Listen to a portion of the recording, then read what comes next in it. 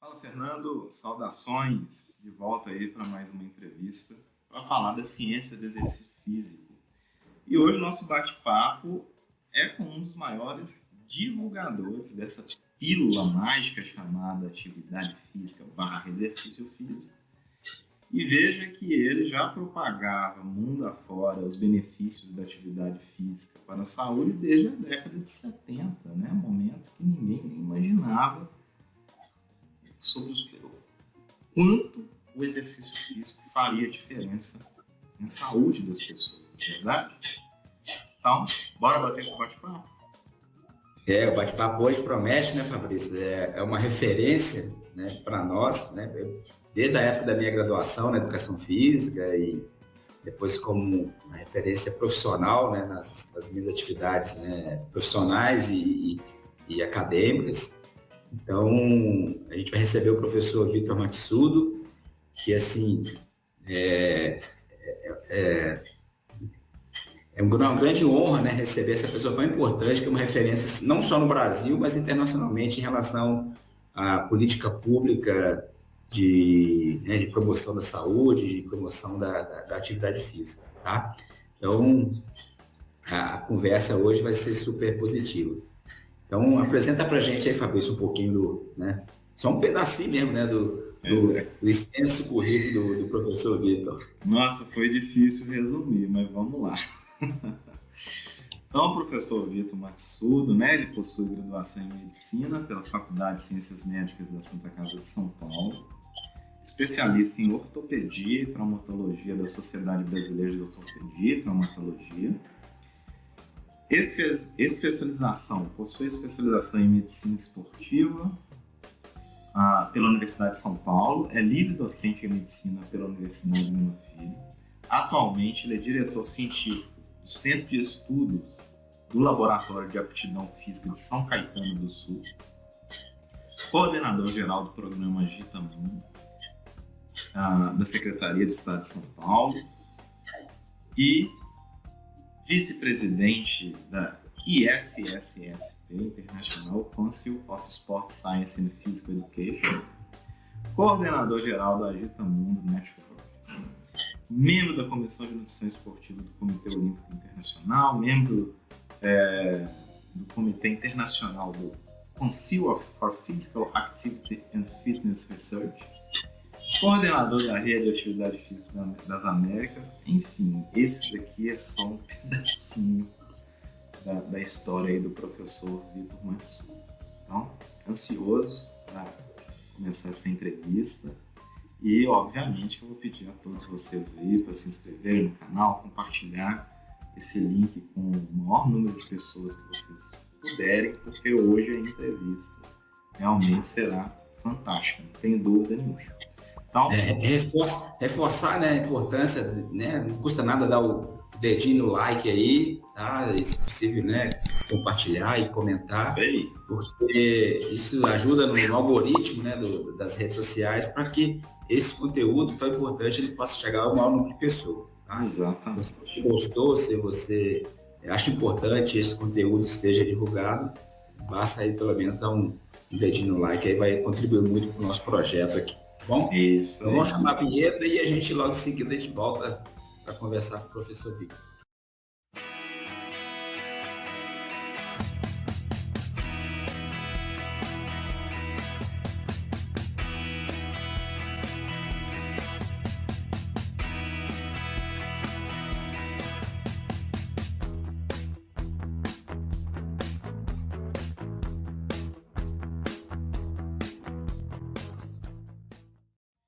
Bom, já estamos aqui de volta com o professor Vitor Matsudo. Professor Vitor, é uma imensa satisfação te receber aqui para essa entrevista. Muito obrigado. Sou eu que agradeço aí o gentil convite, é um prazer poder estar aí com vocês. Vocês que já receberam o Júnior aí no passado recente, ele gostou muito do contato e com certeza me convenceu a participar desse evento. Nós é que agradecemos. Professor Vitor, eu vou começar com uma pergunta que eu acho que a grande maioria das pessoas que trabalham com atividade física e exercício físico, a grande maioria já ouviu falar do professor Vitor Matsudo, né? Mas a gente tem muitos alunos novos, eu pelo menos, né, na época quando eu fazia graduação, né, eu já tinha como referência o nome do senhor, mas hoje a gente tem um público novo, um público que muitas vezes, né, estão mais antenados às questões mais atuais e esquecem de pessoas que fazem parte realmente da história da atividade física e promoção de saúde no Brasil, né, que é o caso do senhor. Então eu queria que você contasse para nós aí um pouquinho sobre a sua trajetória, né, profissional, acadêmica, e especialmente sobre como foi o processo aí de envolvimento, né, em pesquisar ações voltadas para a atividade física e saúde. Conta um pouquinho para nós dessa brilhante trajetória que a gente sabe que o senhor tem. Bom, essa pergunta é muito interessante porque, como a gente tem tempo, vou remontar a minha juventude, né? A São Caetano é uma cidade que já tinha um crescimento econômico, mas culturalmente era um desastre, como a maior parte das cidades do Brasil. E nós, jovens, que íamos mostrar, nós éramos adolescentes, queríamos a rebeldia do adolescente, queríamos mostrar para os mais velhos que nós tínhamos valor e que eles não tinham nada e tal. E fundamos aqui em São Caetano um tal de Tijucuçu Clube. Esse nome estranho, na verdade, é o antigo nome de São Caetano, mas a gente já queria mostrar para os senhores da cidade que eles eram os ignorantes, que não sabiam nem o nome da cidade que eles moravam, entendeu? Porque era o sítio do Tijucuçu, que vinha lá do século passado. Esse Tijucuçu organizou uma Olimpíada Colegial. Essa Olimpíada Colegial era tão bem feita que ela passou não para o calendário esportivo do estado de São Paulo, mas para o calendário turístico. Eu não conheço nenhuma Olimpíada Colegial que chegou a esse nível. Era uma coisa maravilhosa e nós éramos todos garotos, não tinham, o pessoal estava no colegial ou no início da faculdade, nessa época, e nós fizemos essa Olimpíada com tanto carinho que ela transcendeu. O governador do estado veio aqui 2 vezes fazer abertura, a TV aberta fazer cobertura da abertura da Olimpíada. Era realmente uma festa muito bonita. E nessa Olimpíada tive contato, então vocês da educação física vão ficar surpresos, porque minha iniciação, eu estudava medicina, mas eu tinha esse contato enorme com esse pessoal da Olimpíada, e como coordenador geral da Olimpíada, o que eu peguei de pepino, meu amigo, para resolver, eu já tive que apertar voleibol embaixo, eu já tive que, numa briga de 2 colégios lá que estavam disputando, vou contar um pedacinho, imagina uma final de handball, tá certo? 2 colégios mais antagônicos da cidade, 9-9, e um dos colégios faz um gol 10-9, vira para a mesa, o juiz dá o 10-9, na hora que ele vai virar sempre para a mesa, acaba o jogo, mas um cara do outro time, muito esperto, lança a bola e faz um gol, empata o jogo. Então você imagina o tumulto que foi, deve ter aquele bolinho que ia indo assim e tal, no meio do bolinho o juiz. O que aconteceu, aquele bolinho chegou em mim, abriu, o juiz chegou para mim, entregou o apito e falou, o senhor resolve, entendeu? Então é só das coisas que eu tive que participar como aprendendo, né, a vida da educação física e do esporte. São Caetano, naquela época, quando começa a Olimpíada Colegial, evoluiu tanto, nós começamos a brigar com o prefeito, que ele devia não somente ir lá na festa, no encerramento, entregar troféu, porque aí o político adora aparecer, mas devia, aquelas crianças não deviam estar competindo só na Olimpíada, deviam estar o ano inteiro sob orientação esportiva. Isso na época, nós estamos falando dos anos 70, entendeu? 1970, 71, lá atrás. E nós criamos em São Caetano as primeiras escolinhas de esporte. O prefeito me deu o cargo de consultor, eu era o coordenador da área de esportes colegiais, e nós propusemos um projeto para ele de construção de 6 centros esportivos, com um grande no centro, em que a gente abriria para a população viria fazer, as crianças todas iriam treinar nesses centros, e os melhores iam lá para esse centro grandão. Ele, com a visão política, ao invés dos 600, ele fez 14 centros esportivos. Então, São Caetano passou a ter a maior densidade de instrumentos esportivos por população e por quilômetro quadrado, para o que você quisesse de índice. Bom, até aí vai tudo bem, mas como foram 14, você imagina que se com 6 os recursos humanos já seriam difíceis, imagina com 14. E daí nós começamos a ver, eu comecei a perceber que aqueles meus colegas da educação física, que tinham até ex-jogadores e tal, eles podiam ser muito bons esportistas, mas de profissionais não entendiam nada, e de educação física infantil menos ainda, entendeu? Eu pensei que era um problema desse. Eles eram esportistas, por isso acho que eles não foram bem na escola, na faculdade, por isso acho que eles não sabem as coisas. Aí eu fui lá na USP para ver como é que era, para conversar com os. Aí eu percebi que lá na USP era precária a formação dos professores, era o fim do mundo. Eu fiquei desesperado, porque nessa altura já tinham 10 mil crianças inscritas nas escolinhas de esporte de São Caetano. Falei, vai morrer gente, vai ser o fim do mundo, eu vou ser responsabilizado. E eu estava no 6º ano, indo para o 6º ano de medicina, podia fazer o internato, escolher o internato e escolhi fazer o meu internato eletivo nos Estados Unidos, na universidade que tinha o melhor programa de aptidão física para crianças, e fui para lá. Quando eu voltei, o senhor João Bonaparte, que era o presidente da CME local, me fez uma surpresa. Ele tinha uma sala, que é uma sala de 3 metros por 4, talvez, um pouco menor. Ele abriu a sala lá e tinha uma bicicleta ergométrica. Ele falou, tá aqui o teu laboratório, você que gosta tanto de fazer pesquisa, tá aqui um laboratório para você. Então, e assim começou o que seria no futuro ser LAFISCS. Então, começou com o LAFISCS, o Laboratório de Aptidão Física de São Caetano do Sul. Esses anos iniciais foram anos de verdadeira guerra, porque nós éramos um centro bem pobre, porque nós não tínhamos ainda dados, e o Brasil, na época, sob o regime militar, tinha investido bastante em 3 super laboratórios da USP, do Rio de Janeiro, do Rio Grande do Sul, para que o Brasil chegasse naquela maravilha que o Golbery planejou, que era o Brasil potência olímpica, né? Então nós tínhamos que ser uma potência olímpica.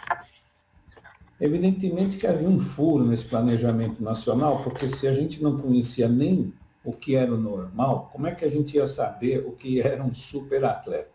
Então, ao invés da gente começar procurando super atletas, nós começamos a estudar no LAFISCS o que seria o normal. Quanto que uma criança deveria ter de altura, de peso, de correr 50 metros, de saltar para frente, de saltar para cima, de agilidade. E aí nós fomos fazendo as curvas de crescimento e desenvolvimento das variáveis de aptidão física, e temos elas todas, de 7 até 18 anos de idade, que foi a base de toda a estrutura do LAFISCS que levou aí a primeira década de existência do centro.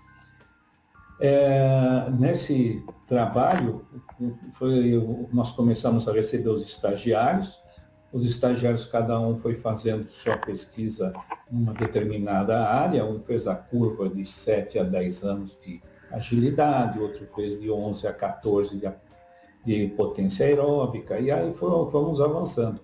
Até que esse projeto ficou praticamente pronto, nós lançamos um livro chamado Testes em Ciências do Esporte, que está na 7ª edição, e que realmente foi uma base para muitas pessoas que começaram a fazer testes e aplicar.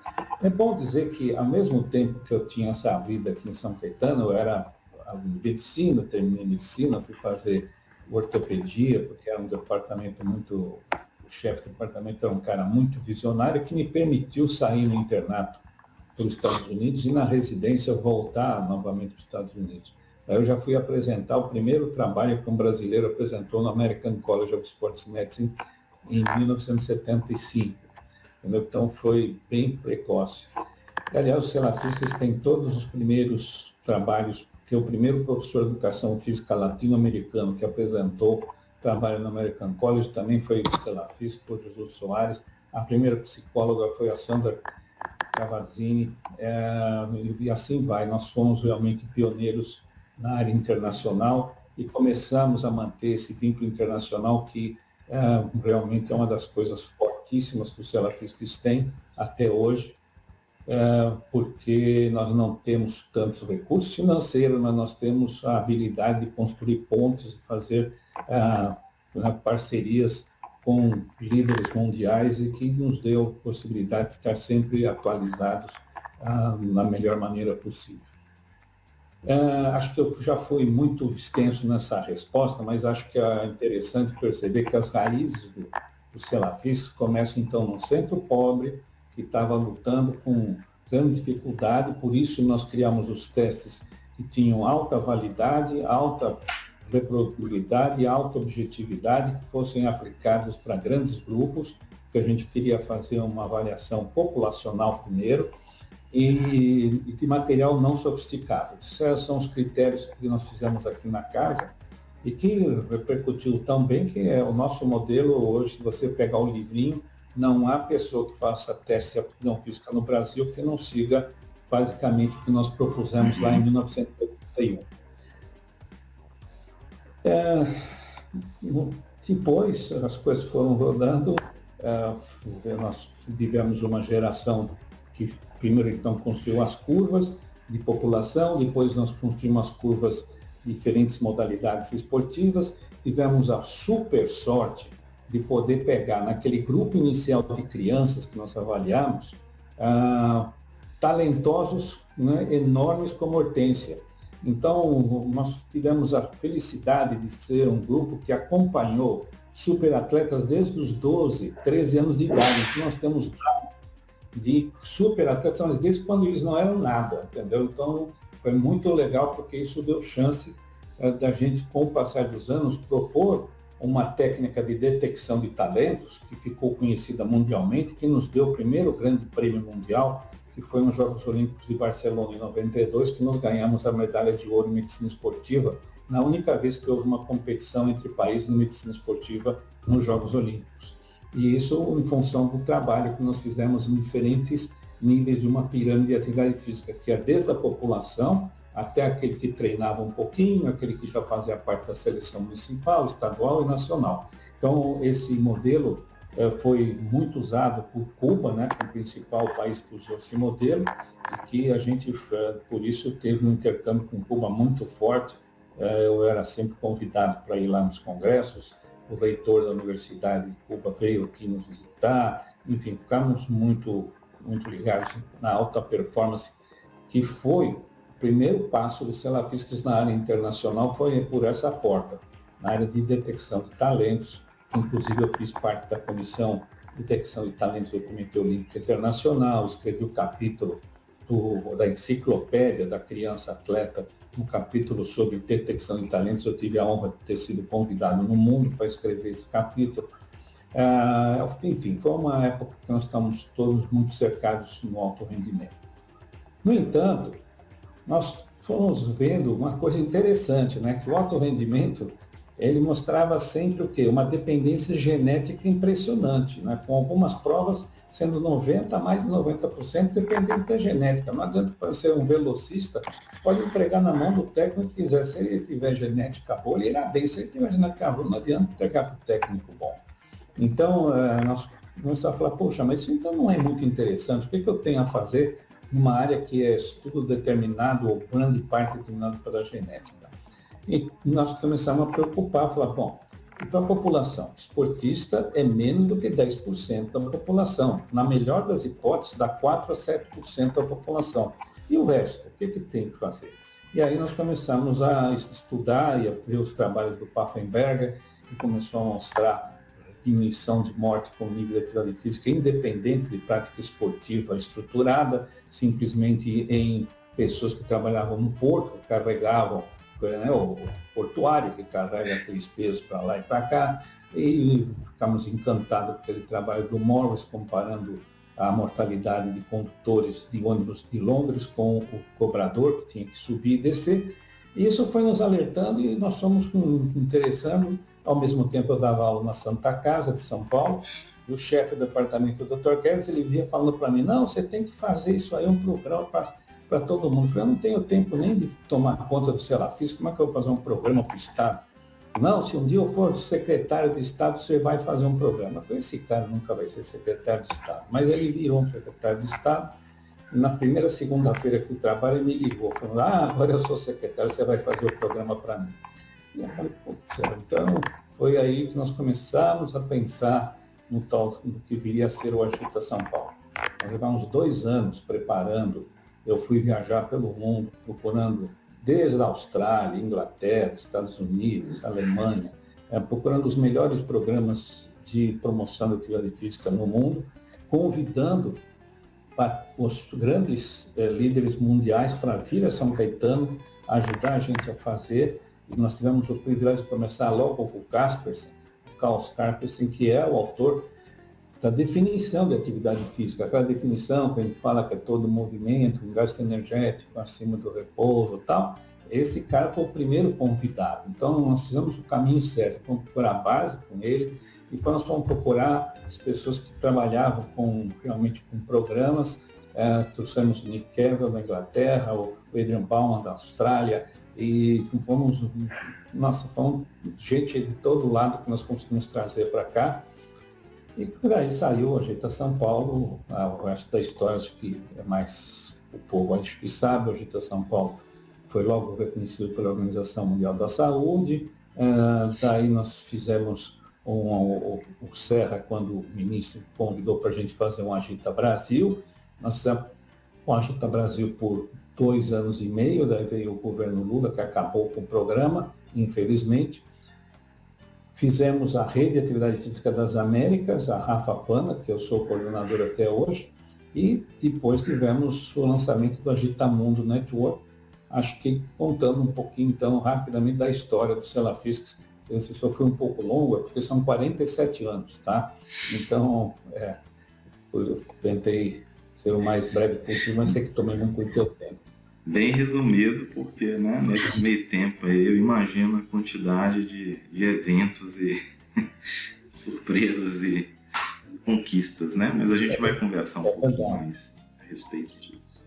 Ô, professor, assim, nosso canal aqui ele chama assim, o que o exercício tem a ver com isso, né? Nosso objetivo é popularizar esse conhecimento, que a gente está no meio acadêmico, né? Nós somos professores universitários, mas é uma coisa que o Celafix sempre fez, né, que é tentar levar esse conhecimento científico, as evidências científicas para o grande público. Então, acho que a gente tem um objetivo em comum. E a gente, obviamente, vai falar sobre exercício físico, sobre atividade física, né? Mas eu queria fazer um raciocínio inverso, que é a questão do sedentarismo, né? A gente sabe hoje que é uma pandemia, né? Estão envolvidas questões, né, tecnológicas, antropológicas, né, evolutivas. Mas, assim, desse tempo todo, por que as pessoas... apesar dessa evidência, essa massificação de informação da importância da atividade física, por que as pessoas ainda não conseguem se exercitar, né, o mínimo possível? Né? A maioria da população ela não consegue se exercitar. Por que o senhor explica esse fenômeno? É uma pergunta excelente, Fernando. Deve ter $1 milhão para quem responder ela corretamente, mas na nossa visão, esse fenômeno tem diversas razões, né? Tem uma razão muito importante, já vão colocar a culpa na minha área médica. Você sabe quando o sedentarismo passou a ser considerado um fator de risco per si, ou seja, um fator de risco independente? Só foi em 1992, gente, é outro dia. Porque 4 anos depois nós já lançamos a Agita São Paulo, certo? Então, para vocês verem que quando a atividade física foi considerada um fator de risco, é outro dia, e a reação que o Celafisc teve foi realmente muito rápida, porque a gente em 4 anos montou, eu falei até que ficamos 2 anos preparando, quer dizer, com 2 anos de que o OMS considerou o sedentarismo um fator de risco, nós já começamos a trabalhar na promoção.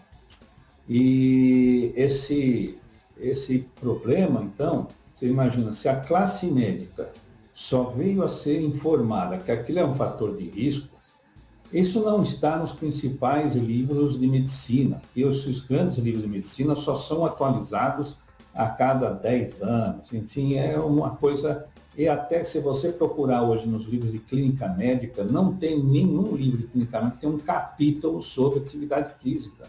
o que é lamentável. Então, nós já temos um problema na área médica, tá certo? Que não está preparada para prescrever ou pelo menos orientar ou sugerir que a pessoa use a atividade física como um instrumento poderoso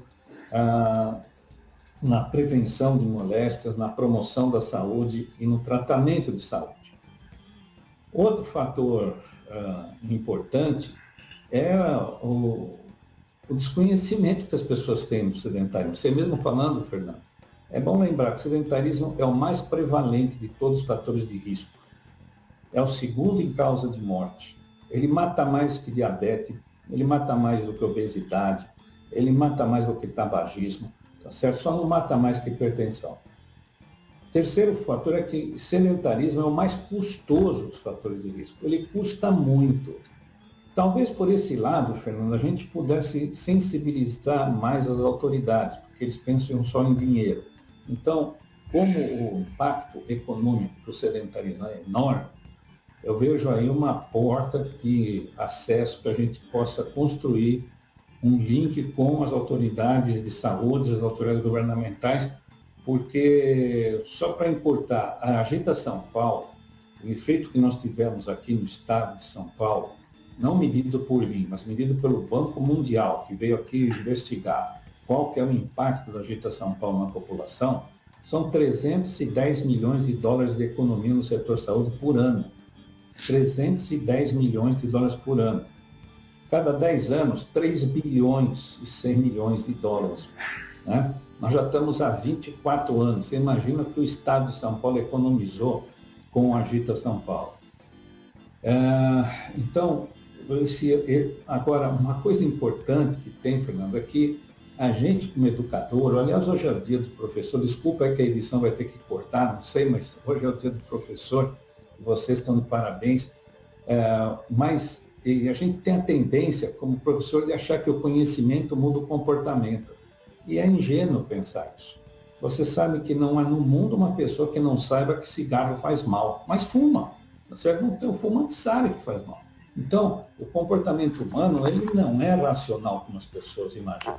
Porque se o conhecimento mudasse o comportamento, estaria resolvido.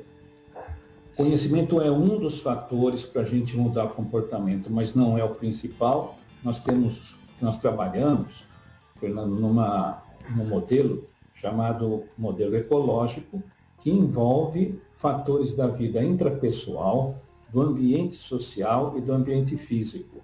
Para poder fazer uma pessoa fazer atividade física, nós temos que trabalhar essas 3 áreas, e cada uma das áreas com diferentes subitens, né? No intrapessoal, o conhecimento é um dos fatores do intrapessoal. Na hora que eu trabalho o intrapessoal, eu preciso talvez buscar no ambiente social um respaldo, porque não adianta a criança ou o idoso saber que a atividade física faz bem para a saúde. Eu preciso isso fazer parte do clima social. Que, por exemplo, isso seja aceito no grupo de amigos, entendeu? Na família, na sociedade, que ele tenha acesso. Então, essa facilitação social que é importante. Eu resolvi a facilitação social, eu tenho que ver o ambiente físico, porque não adianta o cara saber que é bom, ele tem um grupo social bom, mas ele não tem ambiente físico. Ele mora numa super cidade que nem São Paulo, que não tem espaço para fazer atividade física. Então, nós temos que construir, às vezes, o ambiente. Porque alguns têm um ambiente natural maravilhoso. Quem mora perto da praia tem uma facilidade enorme. Mas quem não tem essa possibilidade, que não deu o exemplo de São Paulo, vamos ter que construir esse ambiente. E isso vai custar o quê? Uma atenção não só da Secretaria de Esportes, não só da Secretaria de Educação, não só na Secretaria da Saúde. Nós temos que participar, construir essa ponte com diferentes atores que envolvem a Secretaria de Transporte, a Secretaria da Habitação, a Secretaria de Finanças, Fazenda, enfim, nós temos que trabalhar com o todo da sociedade, na verdade, para poder facilitar para que o seu filho, a sua esposa, a sua mamãe possam ser ativos. Não basta eu pegar e dar uma palestra para eles, não basta dar um livrinho. Eu até brinco, Fernando, que o Brasil vai acabar com a floresta amazônica de tanto papelito que dá os caras falando que a física faz bem para a saúde, e vai continuar sedentário, porque não é somente com o conhecimento que a gente muda comportamento. A coisa é mais complexa. Ela precisa ser tratada, um problema complexo como o sedentarismo precisa ser atacado com a grandeza de atores que saibam trabalhar em conjunto e ter uma proposta que seja viável. Também não adianta eu pegar e construir uma proposta maravilhosa, teórica. E, aliás, você falou uma coisa que eu gostei do tema do teu programa, porque ele vem muito com a visão dos salafistas, que é o quê? Juntos traduzindo teoria à prática. Essa é a visão dos salafistas. Então, nós temos que construir essa teoria, chegar à prática, senão não adianta nada. Eu acredito que se nós conseguimos trabalhar esse modelo ecológico dentro do que eu chamo de gestão móvel, porque é como se fosse um móvel que a gente mexe numa variável, a outra vai assumindo hierarquicamente mais poder. Então, se o Marco é o gestor do programa, ele resolveu o conhecimento, agora ele precisa trabalhar com o ambiente social, resolver o ambiente social, ele precisa ver se tem rua, lazer, se não tem, para o pessoal participar. Então, essa é a gestão móvel. A gestão móvel é a gestão da realidade. Quem é gestor e tentou fazer um programa sério de promoção de atividade física, sabe que ele vai ter que ser um malabarista para colocar todos os pratos rodando e vai fazer aquilo funcionar, né? Então, nós somos aí, na verdade, não somos coordenadores do programa, nós somos malabaristas da atividade física. Perfeito, professor. Você tocou num ponto aí crucial, porque, de fato, concordo plenamente que conhecimento sobre a atividade física é apenas um pedaço da história que pode convencer as pessoas a superar a barreira para fazer atividade física. Não basta só conhecimento. E aí, professor, nesse sentido, nós temos aqui, eu, Fernando, né, a gente trabalha com um modelo que bate muito com as coisas que o senhor propõe aí, né, já há muitos anos, que é a realização da atividade física de forma fracionada ao longo de todo o dia. E nessa lógica, a gente tem percebido, a gente faz pesquisa, né, em cima disso, a gente tem percebido que, de fato, existem várias barreiras para que a pessoa, de fato, se engaje num programa de atividade física. E nessa lógica, a gente percebeu que a gente precisa levar a atividade física para o ambiente da pessoa. A gente acredita que, de fato, uma das barreiras que você tocou, que é a barreira física e ambiental, se a pessoa precisa, para fazer atividade física, às vezes deslocar grandes distâncias, às vezes aquele ambiente que ele está não é propício para a prática de atividade física, uma pessoa que trabalha ao longo do dia inteiro, e às vezes, né, chega em casa cansado, a hora que pensa em academia, acontece aquilo que a gente vê diariamente dentro das academias, que é a pessoa pagar um pacote, não passa 2 meses, às vezes a pessoa super entusiasmada com o exercício físico, não passa 2 meses, a pessoa abandona. E esse abandono, além dessas questões que você comentou, ecológicas, sociais, também pode ter uma relação direta com a proposta da atividade física. A gente vê, professor, né, você certamente se acompanha isso, todo dia a gente vê uma postagem, um artigo, falando sobre o benefício do exercício de alta intensidade. E que o exercício de alta intensidade ele é superior ao de baixa intensidade e moderada intensidade em vários parâmetros relacionados à saúde. E as pessoas, às vezes, a percepção que eu tenho, o senso comum das pessoas levam, às vezes, a pessoa a acreditar que se ela não fizer alta intensidade, não vale, de tanta informação a respeito da alta intensidade que a gente tem hoje. Só que alta intensidade, e olha que a gente trabalha com alta intensidade, né, Fernando? Eu e o Fernando, a gente trabalha com alta intensidade, mas a gente sabe o quanto que, às vezes, é custoso para o organismo de uma pessoa sedentária fazer alta intensidade. E a gente sabe do seu trabalho, né, em relação à defesa de que a atividade física leve, ou seja, todo passo e todo movimento conta, vem em direção da importância de tirar a pessoa da condição de sedentarismo antes de, por exemplo, propor um HIIT ou exercícios de mais alta intensidade que, de fato, podem favorecer o abandono dessa pessoa na prática de atividade física. Então, eu queria que você contasse um pouquinho dessa história da atividade física leve, né? Todo passo e todo movimento conta. Como é que vocês trabalham essa questão? Marcos, você abordou um ponto crucial, né, na promoção da atividade física. Você apontou muito bem que esses estudos mostram que o exercício mais intenso tem mais resultado a curto prazo. Isso não há dúvida, certo?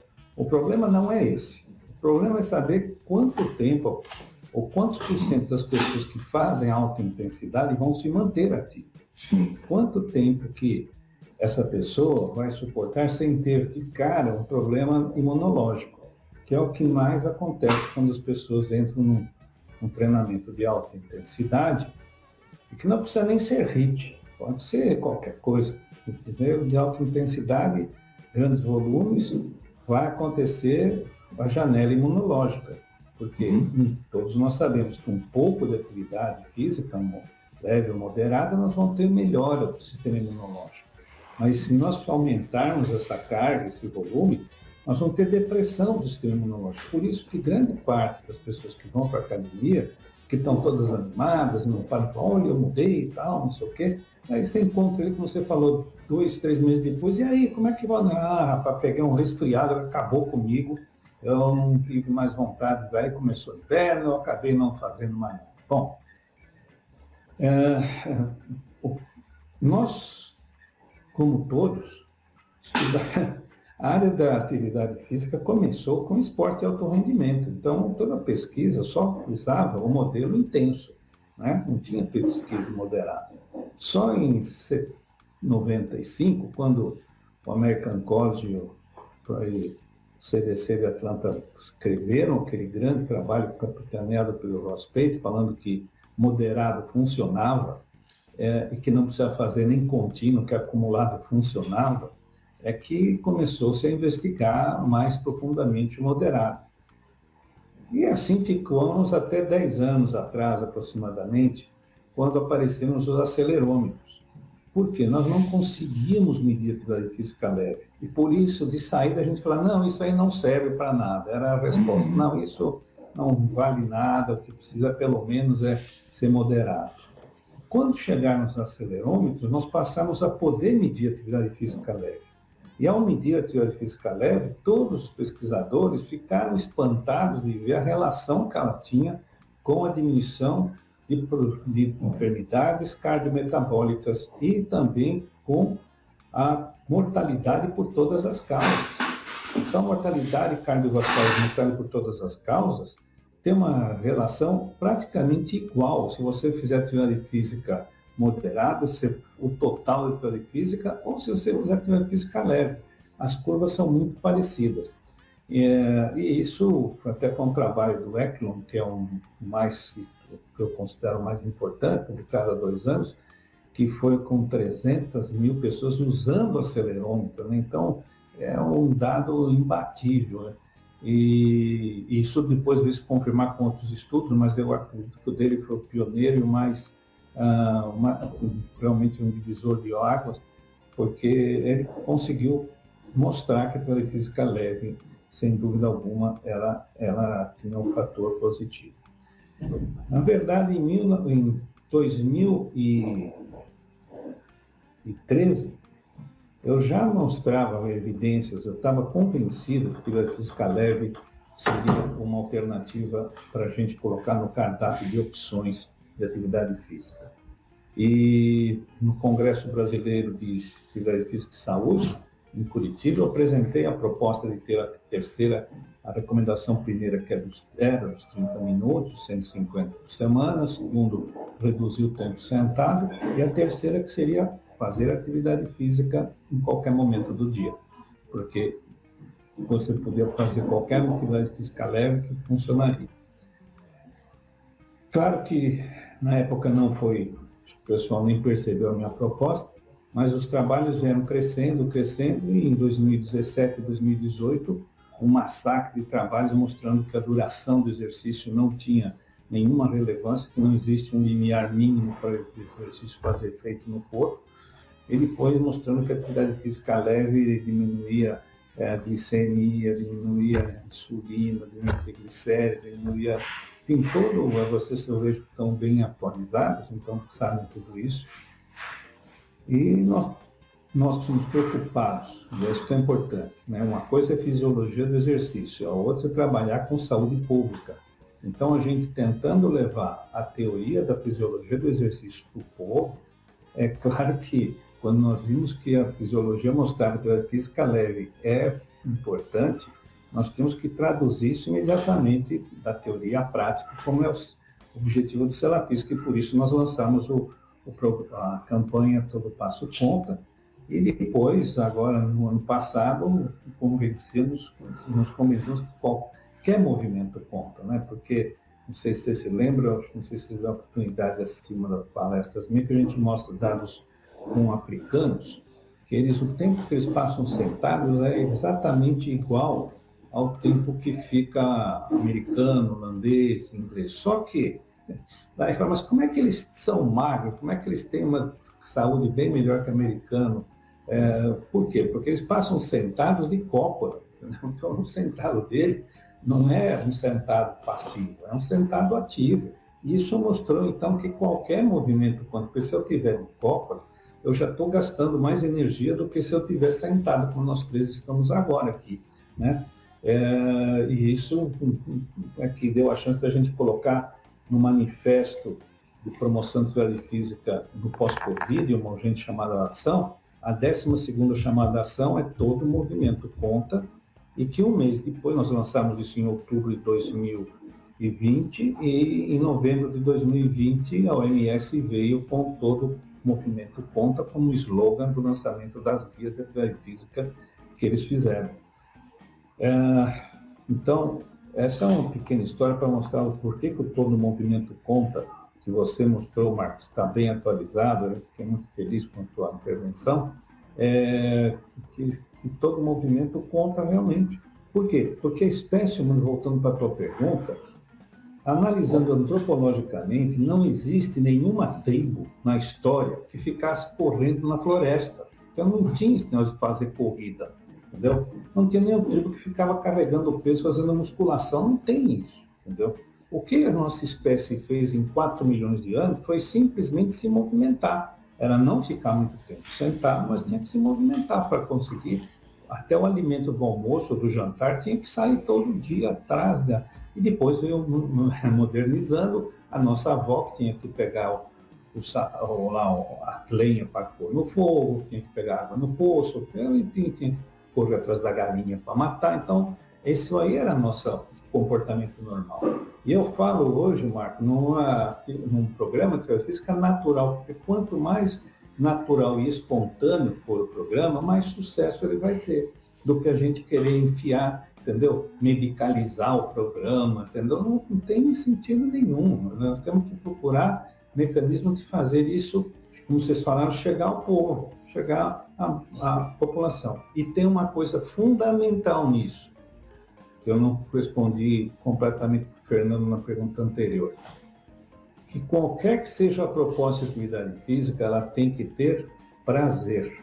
Tem que ter prazer, porque se nós queremos que esse comportamento seja mantido ao longo do tempo, ninguém vai manter um comportamento por longo prazo e não sentir prazer.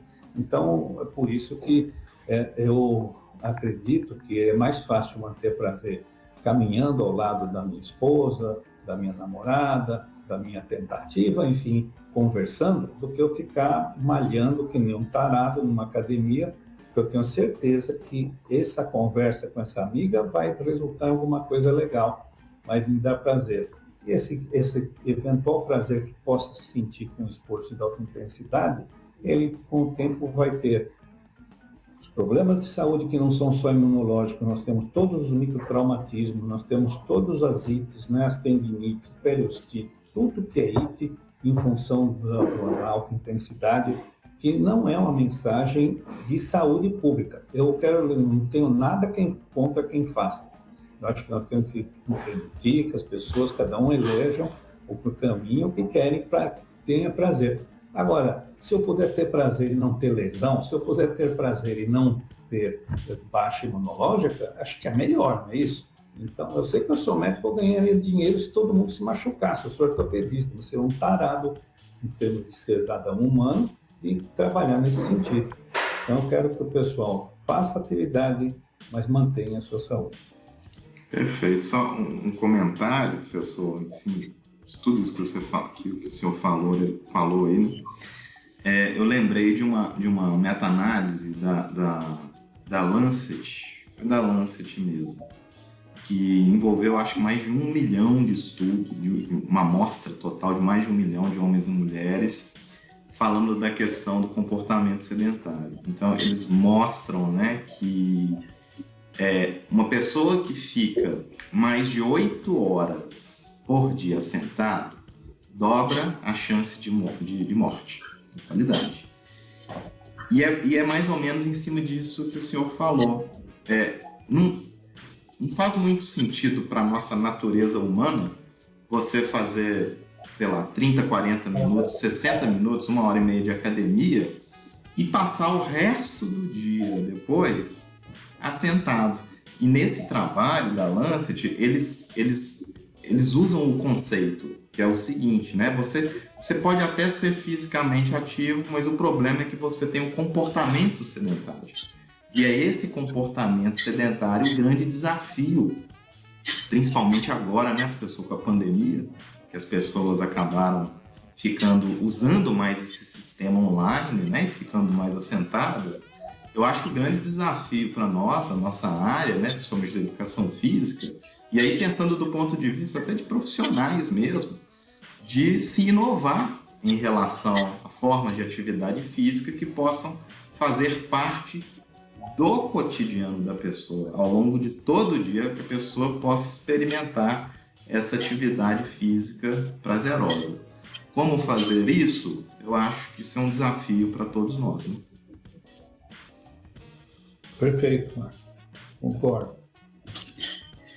Ô, professor, a gente está indo mais para o final, né? A gente sabe dos seus compromissos aí, mas enquanto pesquisador, né? Nós somos pesquisadores, o senhor também tem uma produção científica muito extensa, e, né, já comentou a história do que vocês já têm de 47 anos de trabalho, publicando, sendo referência. Como é que o senhor vê hoje a produção científica nessa área, tá? E assim, qual que é o grande desafio nosso enquanto pesquisadores? Para você acha que a gente tem que mirar esforços, né, envolver esforços no sentido de mudar esse cenário? Agora, pensando como pesquisador, tá? Como é que você vê hoje e quais são, para onde que a gente está indo, deveria ir a pesquisa científica na área da atividade física? Eu vejo diferentes pontos. Primeiro, na parte de financiamento da pesquisa, que é realmente um gargalo enorme nesse país.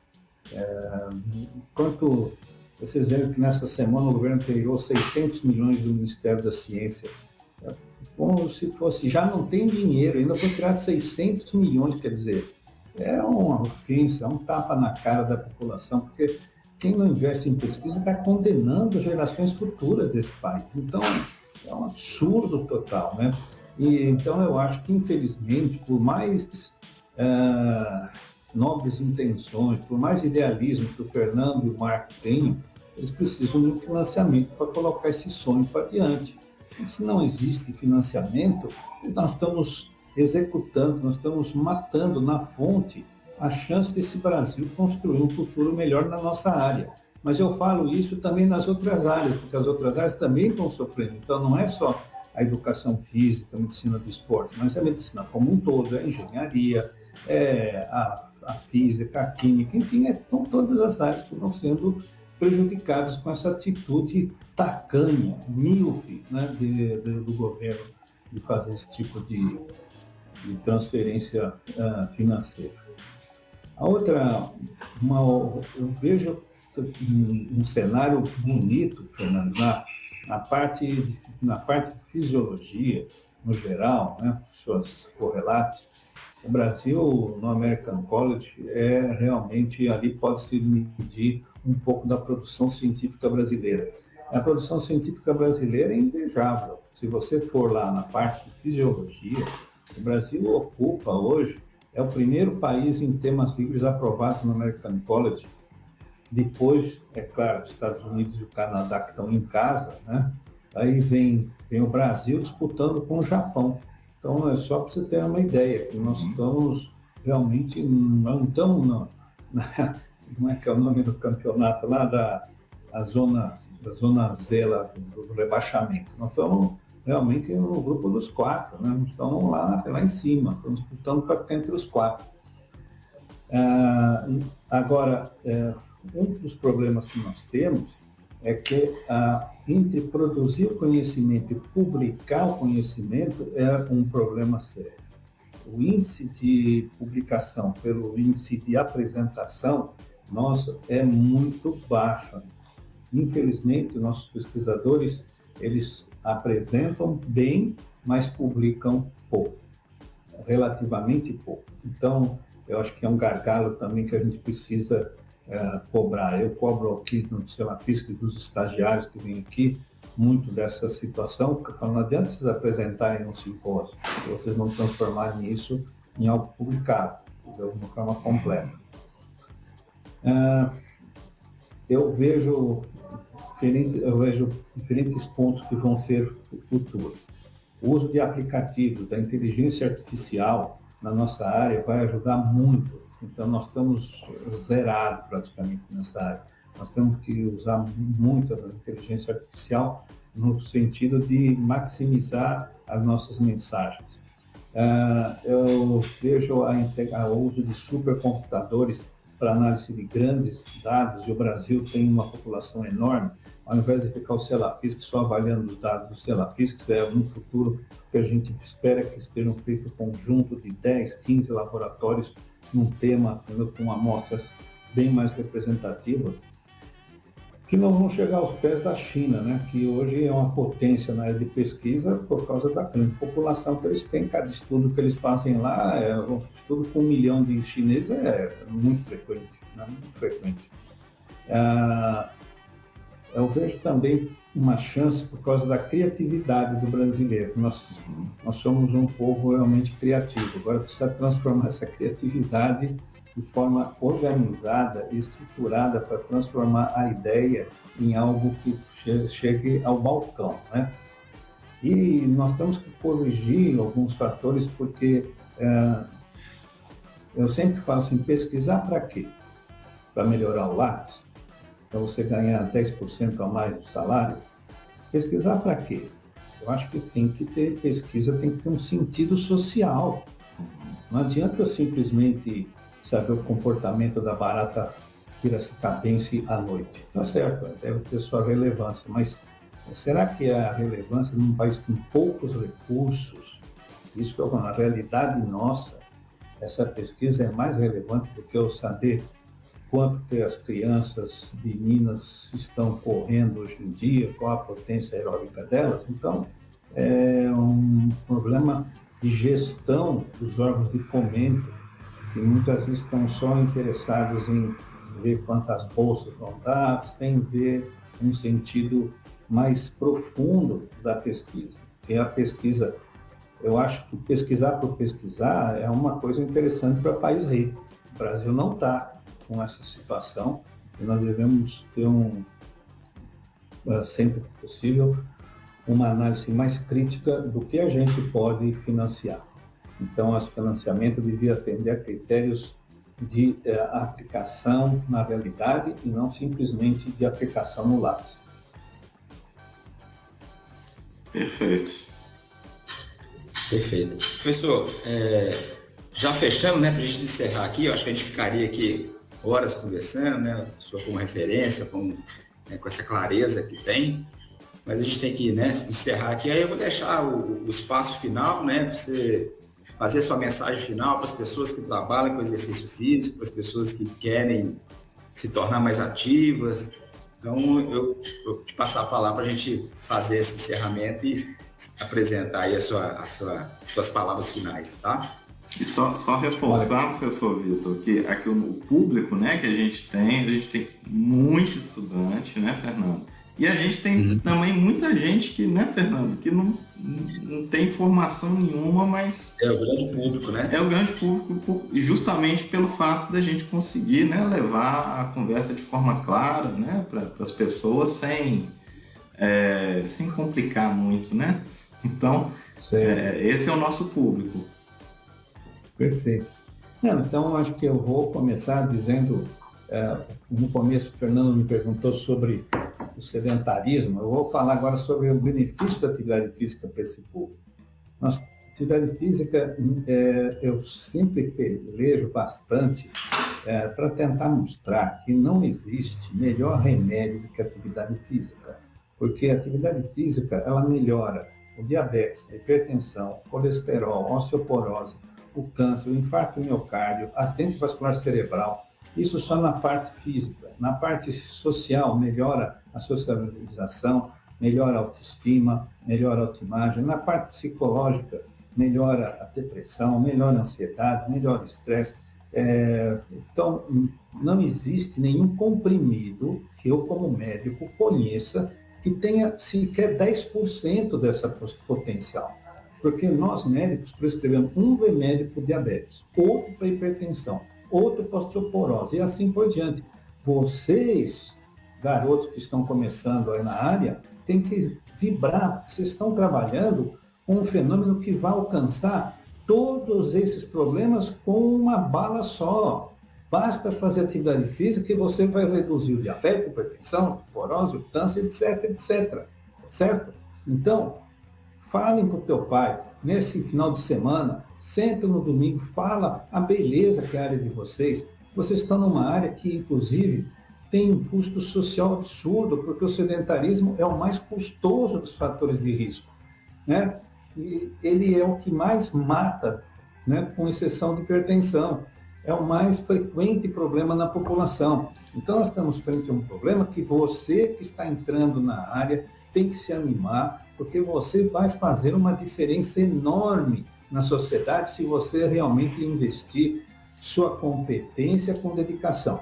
Porque a equação do sucesso profissional envolve competência, mas competência só não adianta. Precisa se dedicar. Precisa se dedicar de manhã, tarde e à noite, para você conseguir traduzir essa competência num sucesso profissional social. Porque Homo sapiens é a nossa espécie. Homo socialis é a nossa situação. Muito obrigado. Muitíssimo obrigado. Sensacional, professor. Sim, realmente depois dessa conversa a gente sai de alma lavada, né? E certo de que, né, a gente está no caminho certo e que a atividade física realmente é tudo isso daí, né? A gente experimenta na prática, né? A gente é fisicamente ativo, a gente não só fala e fica sentado aqui falando, a gente sabe muito bem na pele o benefício, né, que a atividade física traz para a gente. Muitíssimo obrigado. Eu que agradeço aí, Marco, Fernando, valeu, foi ótima conversa. Vocês me deram aqui 1 hora de oásis, porque agora eu vou enfrentar os problemas. Foi só a solução, tá? Muito obrigado. Valeu, gente. Tá? E oxalá apareça um dia aí um programa da tua cidade com o nome aí, Agita, sua cidade, enfim, pode ser, não precisa ser Agita, não, pode ser Move, se mexa, faça o que quiser. Porque não pode ficar parado. Exatamente. Valeu, gente. Tchau, tchau. Obrigado. Seu microfone está desligado, Fernando. Desculpe, nós estamos em Diamantina, Minas Gerais, na Universidade Federal aqui. Agradecer em nome da universidade, né, deixar o espaço para possíveis parcerias e deixar um grande abraço aí para a família Selafiscas. Ô, Fernando, você está me falando uma coisa que eu me lembrei. Você sabe, eu não sei se a sua universidade já assinou o Manifesto Internacional de Promoção de Atividade Física no Pós-Covid. Se não assinou, entra no site do Selafiscas, não custa nada, não. É só pôr lá o nome da sua instituição, porque sabe quantos signatários nós temos hoje? Nós tivemos 600 signatários a semana passada. E 250 deles são do exterior, entendeu? Então, é um impacto muito grande esse manifesto, que a gente está passando esse problema terrível do Covid, mas não esquecer que a Covid longa, que é a sequela do Covid, ou pós-Covid, vai ser a novo grande drama de saúde pública. É certo que nós temos, só no estado de São Paulo, eu tenho os dados, nós temos 4 milhões de pessoas infectadas, mas nós temos 3 milhões e 200 mil que apresentam alguma sequela, gente. 3 milhões e 200 paulistas. Em Minas, vocês podem calcular, 80% dos recuperados de Covid tem sequela, entendeu? Nos primeiros 6 meses. Então, é um problema social enorme. E nós estamos nessa luta agora, tá certo? Eu não falei do manifesto, mas vocês podem colocar aí na edição, tá? Valeu, um abraço. Eu participei do congresso ano passado e assinei o manifesto. Esse ano eu vou lá e a gente vai assinar e se comprometer a assinar. Legal. Valeu, tudo bom. Obrigado. Tchau, tchau. Um abraço, até mais. Vamos aí ao fim, Fernando. A entrevista, como já era de se esperar, uma entrevista fantástica, né? Que eu acho que será, né, fonte aí de inspiração para muitas pessoas, não só para aquelas pessoas que ainda precisam enfrentar as imensas barreiras que o professor Vitor falou muito bem, que muitas vezes não é tão simplista, né? A gente pensar que as pessoas devem fazer atividade física, que é bom, saber que é bom é um dos fatores que vão contribuir para tirar a pessoa do sedentarismo e certamente evitar diversas doenças que a atividade física realmente tem esse poder mágico, né, de conseguir fazer aí. Gostou, Fernando? Excelente, né? Bem, como você disse, é bastante inspirador, né? Não é à toa que é uma referência para nós, né, que trabalhamos com exercício físico, atividade física. E né, diante da importância desse conteúdo, né, pedir reforçar mais uma vez, né, não custa nada, só clicar embaixo aí, né, curtir, compartilhar, lembrar que a gente está está no YouTube, está no Spotify, nós estamos no Instagram, no sentido que o objetivo nosso mesmo é fazer divulgação científica sobre o exercício físico, sobre a atividade física. Então, mais uma vez, pedir a colaboração e o apoio de vocês e em breve a gente está aí com mais uma nova entrevista, um novo bate-papo, descomplicando a ciência do exercício físico. Muito obrigado a todos pela presença, um abraço e até a próxima. Isso aí, valeu. Tchau.